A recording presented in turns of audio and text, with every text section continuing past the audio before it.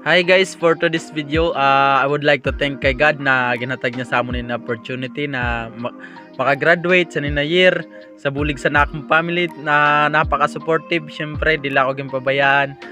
Finally, matatapos ko yun na profesyon.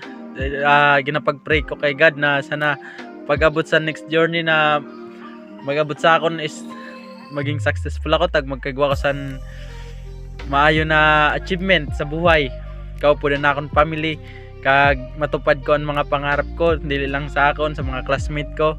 Ginapag-pray ko na sana pag-abot sa panahon suportahan nyo ako, hindi lang dito sa nina journey na graduating kami, kundi sinina mga content na ginahimo namon. Syempre amin ang pinaka happy moment na ginatag sa amon ni God na sana makapagtapos talaga kami sa maayo kag tagaan na kami ni Lord permisan maayo na kalawasan, hindi lang sa amon na namon mga family kag saan mga relatives namon maski nasa layo sinda, tag sa mga solid supporters po namon. Napaka thankful po kami kay maski sabihin namon na dili kami hindi nakikita sa personal is supportive sinda sa amon mga ginahimo na video kag content.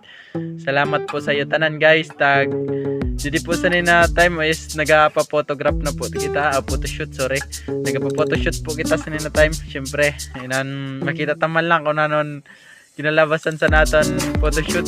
So, kumbaga, adi man po namon photographer na napaka-supportive na maghatag sa idea kung paano po ang mga posing para sa pag-pictorial.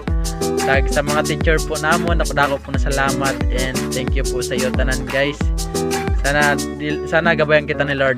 Amen.